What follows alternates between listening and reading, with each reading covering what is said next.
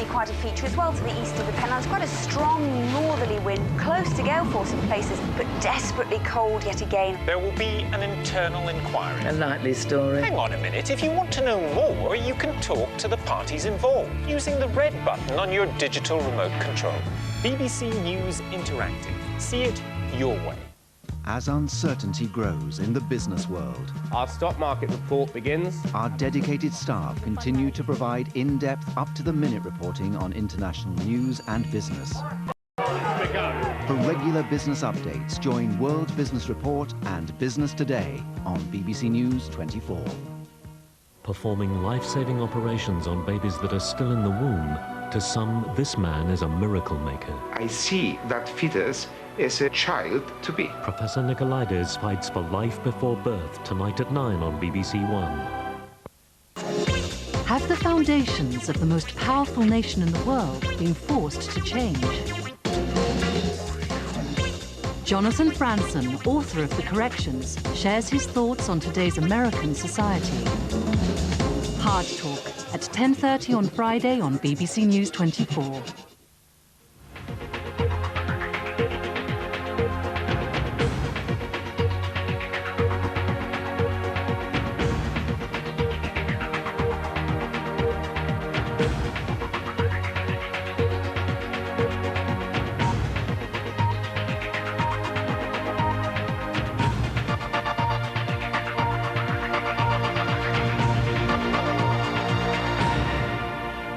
Hello and welcome to Breakfast from BBC News with Sophie Raworth and Jeremy Bowen. It's 6 o'clock on Wednesday, the 16th of January.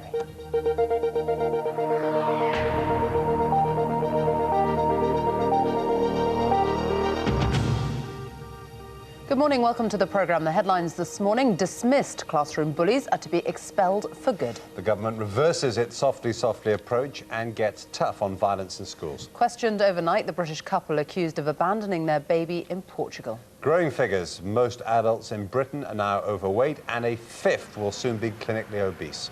This morning's main business news: the manufacturing recession bites as unemployment figures are expected to rise for the third time in a row. And in sport, Tim Henman and Greg Rosetsky will play each other in the third round of the Australian Open. In a few moments, we'll be looking at the increasing pressure on the Transport Minister, Stephen Byers, to deliver on rail. First, though, Moira's here with this morning's news briefing. Morning to you. Schools are to get new powers to crack down on bullies and pupils who carry dangerous weapons.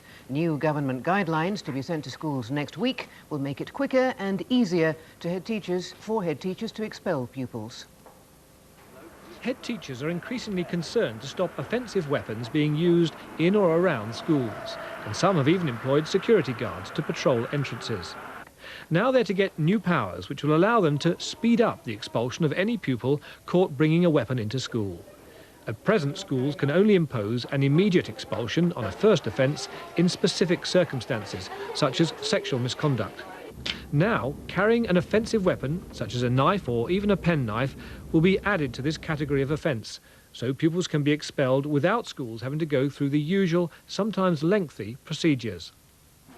Appeals panels, which have the power to overturn expulsions, will also be told that it would be inappropriate to return a pupil to a school after they've been expelled either for carrying an offensive weapon or for general bullying. Around 8,500 pupils are expelled or permanently excluded each year.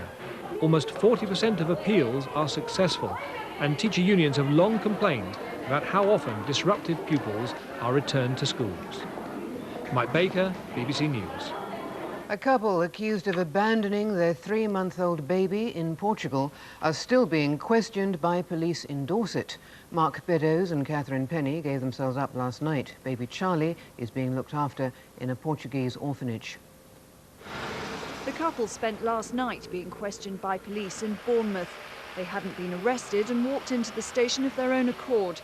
Catherine Penny, who's 24, and her 29-year-old boyfriend Mark Beddoes are believed to have been working selling timeshare apartments in the Algarve. The 3-month-old baby boy, who has a cleft palate, was found 3 days ago on the doorstep of a house near Faro Airport.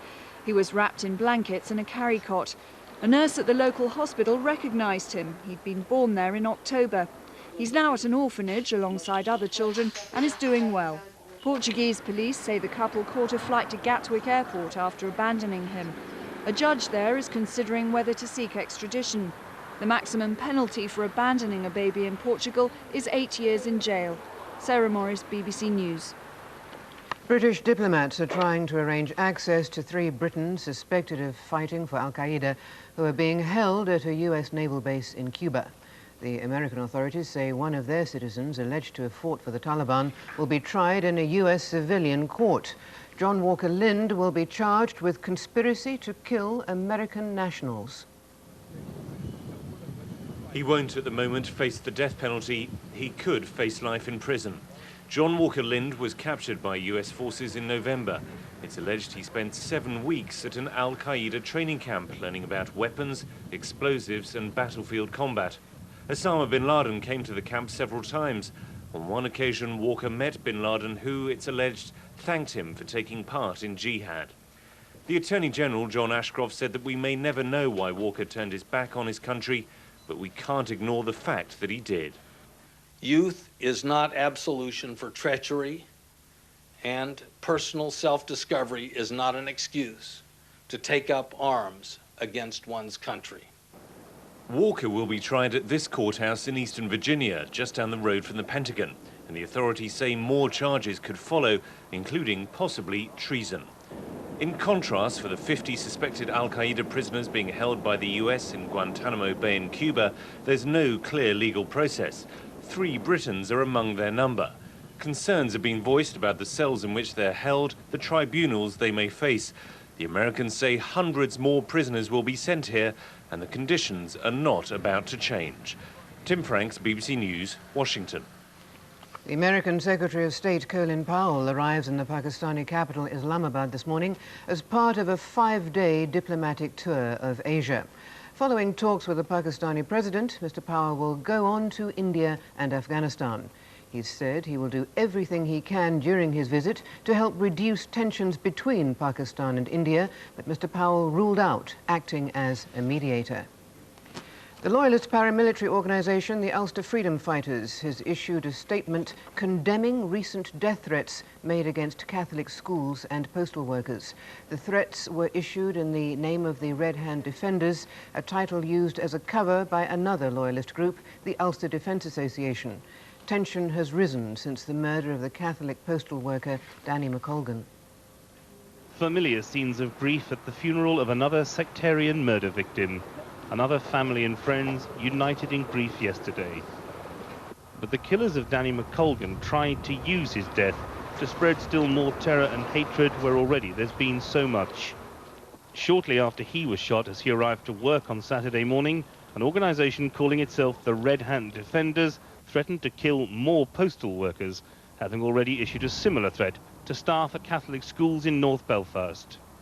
The security forces' response showed how seriously the threat has been taken, with extra patrols on the streets this week, even though it's known the Red Hand Defenders is simply a cover name used by the largest loyalist paramilitary organisation, the UDA.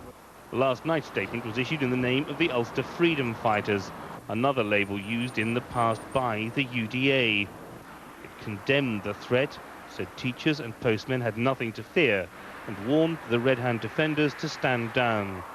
In the faction-ridden world of loyalist paramilitarism, it seems the threat was issued by one grouping and is now being repudiated at a higher level or by a different faction of the UDA.